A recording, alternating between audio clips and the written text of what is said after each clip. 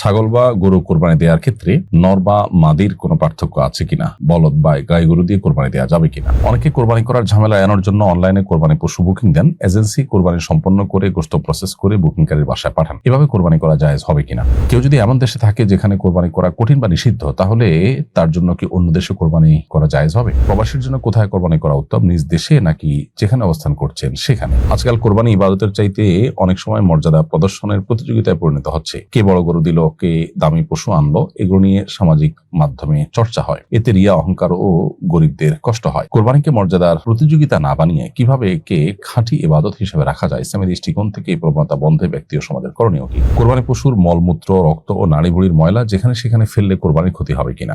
কোরবানি যিনি করবেন তার কোরবানি পশুর মলমূত্র, কোরবানি পশুর রক্ত, নাড়ি ভুড়ির ময়লা এগুলো পরিষ্কার করার দায়িত্ব সম্পূর্ণরূপে তার। আপনার কোরবানি পশুর বর্জ্য ও রক্ত, তারপর মলমূত্র এগুলোর দ্বারা যদি আপনার প্রতিবেশীরা কষ্ট পান, পথচারীরা কষ্ট পান, পরিবেশ যদি দুর্গন্ধযুক্ত হয়, খারাপ হয়, নষ্ট হয়, তাহলে এর জন্য আল্লাহর কাছে আপনি দায়ী থাকবেন। কোরবানি করছি আমরা আল্লাহর সন্তুষ্টি অর্জন করবার জন্য।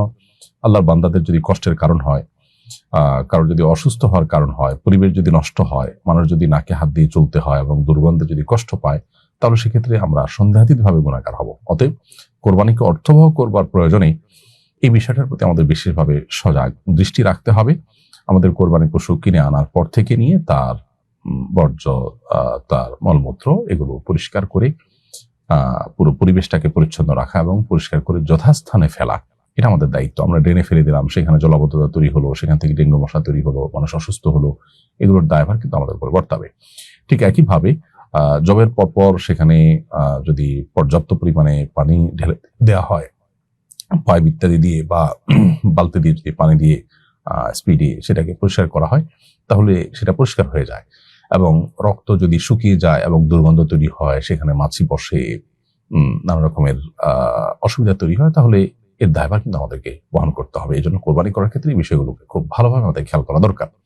ঠিক একইভাবে নাড়ি ভুড়ি যদি কেউ পরিষ্কার করে রান্না করে খান, সেটা জায়েজ আছে। অতএব কেউ চাইলে সেটা খেতে পারেন, কিন্তু সেটা করতে গিয়ে যদি আপনি নাড়ি ভুড়ির ময়লাগুলোকে রাস্তার ধারে কোথাও ফেলে দিলেন, কারোর খেতে ফেলে দিলেন, নিজের হোক বা অন্য কারোর, সেটা ওপেন থাকে, তার দুর্গন্ধে আশপাশটা, পরিবেশটা নষ্ট হয় এবং সপ্তাহ 10 দিন পর্যন্ত আশপাশ দিয়ে মানুষ হাঁটতে পারে না, তাহলে সন্দেহাতীতভাবে সেটি গুনাহের কারণ হবে। এই জন্য একটা গর্ত করে সেখানে ময়লাগুলো ফেলে তারপরে সেটাকে মাটি চাপা দিয়ে আপনি রেখে দেন, যাতে করে কোনো দুর্গন্ধ না ছড়ায়। এটা আমাদের কর্তব্যের অংশ। তবে কোরবানি পশুর মলমূত্র, রক্ত বা নাড়ি ভুড়ির ময়লা এগুলো যদি নিজ দায়িত্বে পরিষ্কার করা না হয়, মানুষের কষ্টের কারণ হয়, তাতে কোরবানির মান নষ্ট হবে। আল্লাহর কাছ থেকে সওয়াবের পরিবর্তে কোনো কোনো ক্ষেত্রে গুনাহ হতে পারে। তবে কোরবানি মৌলিকভাবে আদায় হয়ে যাবে, এর ফলে কোরবানি হবে না, ব্যাপারটা সেরকম না। আজকাল কোরবানি ইবাদতের চাইতে অনেক সময় মর্যাদা প্রদর্শনের প্রতিযোগিতায় পরিণত হচ্ছে। কে বড় গরু দিল, কে দামি পশু আনলো, এগুলো নিয়ে সামাজিক মাধ্যমে চর্চা হয়। এতে রিয়া, অহংকার ও গরিবদের কষ্ট হয়।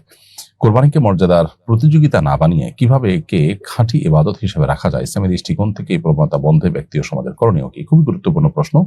আজকাল বহু মানুষের কোরবানি অর্থহীন হয়ে যায় শুধুমাত্র এই লৌকিকতা বা প্রদর্শন ইচ্ছা থেকে। কোরবানি হতে হবে ত্যাগের মহিমায় উদ্বুদ্ধ হয়ে এবং আল্লাহ তাআলাকে সন্তুষ্ট করবার উদ্দেশ্যে। সো সেই জায়গাটা যদি আমরা নিশ্চিত করতে না পারি, বরং আমাদের নিজেদের সামাজিক মর্যাদা জাহির করার চেষ্টা করি, সামাজিক মর্যাদার প্রতিযোগিতায় অবতীর্ণ হই, তাহলে সেটা হয়তো একটা জাগতিক আপনার প্রভাব প্রতিপত্তি বিস্তারের বিষয় হতে পারে। এটা ইবাদত হতে পারে না। ইবাদত হতে হবে শুধুই আল্লাহকে সন্তুষ্ট করবার জন্য। সামাজিক বা জাগতিক কোনো ফিডব্যাক বা কোনো প্রাপ্তির আশায় ইবাদত হতে পারবে না। এই বিষয়টি আমাদের মাথায় রাখতে হবে এবং এটা নিয়ে ব্যাপকভাবে আলোচনা, পর্যালোচনা এবং জানাশোনা এবং কাউন্সিলিং ইত্যাদি আমাদেরকে বাড়াতে হবে, মোটিভেশন চালাতে হবে।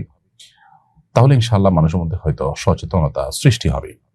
আমাদের সমাজে অনেক লোক আছেন যারা নিজেরা ব্যক্তি জীবনে হয়তো নামাজ কালামও পড়েন না, কিন্তু অনেক বড় বড় পশু কোরবানি করেন, বেশি সংখ্যক পশু কোরবানি করেন। এক্ষেত্রে তারা আল্লাহকে সন্তুষ্ট করার জন্য যদি করেন, তাহলে সে আল্লাহকে সন্তুষ্ট করার জন্য দান, দক্ষিণা, ইবাদত বন্দেগী, যাকাত আদায় করা, এই বিষয়গুলো কেন করছেন না? এটা অনেক বড় প্রশ্নের বিষয়।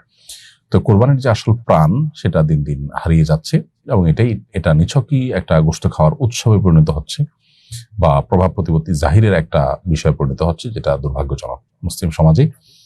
আমাদের নিজেদের মধ্যে ব্যাপকভাবে ইখলাস এবং নিষ্ঠা যেন আমাদের কোরবানিতে থাকে সেটি নিয়ে আলোচনা বাড়ানো দরকার এবং এ ধরনের মানুষের মধ্যে দাওয়াতি কাজ ব্যাপকভাবে করার দরকার। অনেকে কোরবানি করার ঝামেলা এড়ানোর জন্য অনলাইনে কোরবানি পশু বুকিং দেন, এজেন্সি কোরবানি সম্পন্ন করে গোশত প্রসেস করে বুকিংকারীর বাসায় পাঠান। এভাবে কোরবানি করা জায়েজ হবে কিনা? উত্তর হলো, প্রথমত কোরবানি করাটাকে ঝামেলা মনে করা অনুচিত। কোরবানি করতে গিয়ে যে কষ্ট হয়, পশু কেনা, পশু জবাই করা, প্রসেস করা, এগুলোর কারণে আমরা আল্লাহর কাছে সওয়াব লাভ করব, এটি আমাদের মাথায় থাকা উচিত। এবং এই কষ্টটুকু অন্তত যদি সহ্য করতে না পারি তাহলে সেক্ষেত্রে আমি কোরবানির মর্মটাই আসলে বুঝে করতে পারলাম না।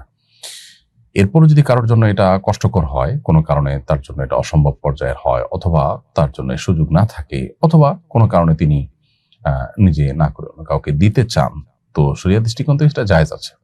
নিজে করাটা উত্তম। নবী সাল্লাল্লাহু আলাইহি ওয়াসাল্লাম যে প্রশ্নে যে জবাই করেছেন, কিন্তু যদি আপনি কোনো এজেন্সিকে দিতে চান, কোনো ব্যক্তি বা প্রতিষ্ঠানকে দিতে চান, সেটা জায়েজ আছে। তবে শর্ত হলো যে ব্যক্তি বা এজেন্সিকে দায়িত্ব দিবেন যে তাদেরকে টাকা দিলেন, আপনার পক্ষ থেকে উপযুক্ত পশু যেটা দিয়ে কোরবানি বিশুদ্ধ হবে সেরকম পশু কিনে শরিয়া যেভাবে বলেছে সেই যথা নিয়মে কোরবানি করে আপনার কাছে গোশত পাঠাই দিবে, অথবা আপনার অনুমতি সাপেক্ষে গরিব দুঃখীদেরকে কোরবানি গোশত দিয়ে দিবে। এরকম কোনো ব্যক্তি বা প্রতিষ্ঠানকে প্রতিনিধি হিসাবে নিযুক্ত করা সম্পূর্ণ জায়েজ রয়েছে। যদি আপনার আস্থা না থাকে, বিশেষ করে আশঙ্কা থাকে যে তারা হেরফের করতে পারে বা যথাযথভাবে করতে নাও পারে, তাহলে সেই জায়গাতে আপনার জন্য টাকা দেওয়া জায়েজ নয়। কোরবানি অন্য কোনো ব্যক্তির মাধ্যমে, কোনো এজেন্সির মাধ্যমে করা জায়েজ আছে। আজকাল বাণিজ্যিকভাবে এরকম বহু এজেন্সি চালু হয়েছে যারা মানুষের কাছ থেকে কোরবানির টাকা নেন এবং কোরবানি করে তার গোশত প্রসেস করে যথানিয়মে বাসায় পাঠায় দেন। তারা শরিয়াকে মেনে করবেন এ বিষয়ে যদি আস্থা থাকে বা এরকম কোনো শরিয়া বোর্ড থাকে যাদের তত্ত্বাবধানে এটা করা হয়ে থাকে, তাহলে এরকম জায়গায় কোরবানির টাকা জমা দেওয়া জায়েজ আছে। এক্ষেত্রে একাধিক শরিক, একটা গরুতে একাধিক ব্যক্তি যদি শরিক থাকেন, তাহলে সেক্ষেত্রে তাদের পরস্পরকে না চিনলেও কোরবানির কোনো অসুবিধা হবে না ইনশাআল্লাহ তাআলা।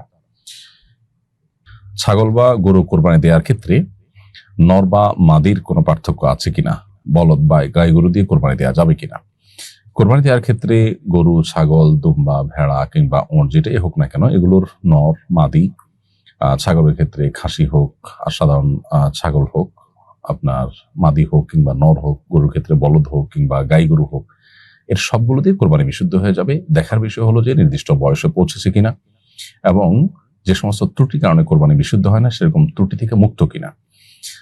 এই বিষয়গুলো যদি নিশ্চিত করা যায় যে ত্রুটি থেকে মুক্ত এবং নির্দিষ্ট বয়স হয়ে গেছে, তাহলে সেটা দিয়ে কোরবানি দেওয়া যাবে। হোক সেটা বলদ গরু কিংবা গাই গরু, হোক সেটা খাসি ছাগল কিংবা সাধারণ কোনো ছাগল, নর হোক কিংবা মাদি হোক, সর্বাবস্থায় কোরবানি দেওয়া যাবে। কেউ যদি এমন দেশে থাকে যেখানে কোরবানি করা কঠিন বা নিষিদ্ধ, তাহলে তার জন্য কি অন্য দেশে কোরবানি করা জায়েজ হবে? উত্তর হলো হ্যাঁ, কোরবানি নিজে করতে পারলে উত্তম, কিন্তু আপনি যেখানে আছেন সেখানে কোরবানি করা নিষিদ্ধ আইনত, এরকম কোনো মুসলিম প্রধান দেশে আপনি আছেন কিংবা সেখানে কোরবানি করার মতো পরিবেশ নাই বা আপনার জন্য কষ্টকর, অথবা যে কোনো কারণে আপনি নিজ জায়গায় কোরবানি না করে অন্য কোনো জায়গায় কোরবানি করতে পারেন, এটা জায়েজ আছে। সেক্ষেত্রে আপনি নিজ দেশে বা অন্য যেখানে কোরবানি করার জন্য কাউকে দায়িত্ব দিবেন, টাকা দিবেন আপনার তরফ থেকে কোরবানি করবার জন্য, সেখানে লক্ষ্য করতে হবে যে সেখানে কোরবানি করার সময় হয়েছে কিনা, কোরবানির নির্দিষ্ট সময়ের মধ্যে কোরবানির যে শর্তগুলো আছে সেখানে সবগুলো প্রযোজ্য হবে। ধরুন দেশে কোরবানি হবে, তাহলে দেশে কোরবানির দিন হতে হবে, কোরবানি ঈদের নামাজের পরে কোরবানি হতে হবে, নির্দিষ্ট সময়ের মধ্যে, অর্থাৎ ঈদের দিন বা ঈদের পরে 2 দিনের মধ্যে কোরবানি হতে হবে। এই বিষয়গুলো যথারীতি আপনাকে মেনটেন করার ব্যাপারে খেয়াল রাখতে হবে। প্রবাসীর জন্য কোথায় কোরবানি করা উত্তম, নিজ দেশে নাকি যেখানে অবস্থান করছেন সেখানে? উত্তর হলো, প্রবাসী ব্যক্তি প্রবাসে কোরবানি করতে পারেন, আবার নিজ দেশে কোরবানি করতে পারেন। মৌলিকভাবে দুইটাই তার জন্য সম্পূর্ণরূপে জায়েজ। পারিপার্শ্বিক কারণে একটা চাইতে উত্তম হতে পারে। কেউ প্রবাসে আছেন, সেখানে আসলে আত্মীয় স্বজন নাই, গরিবদেরকে সাদাকা করার অপশন নাই, এই চিন্তা থেকে তিনি যদি দেশে কোরবানি করেন তাহলে তার জন্য উত্তম। আর যদি প্রবাসী যিনি আছেন তার জন্য অপশনগুলো আছে সেখানে সবগুলো, তাহলে সেক্ষেত্রে তার জন্য সেখানে দেওয়া উত্তম। এটা ভ্যারি করবে অবস্থার উপরে।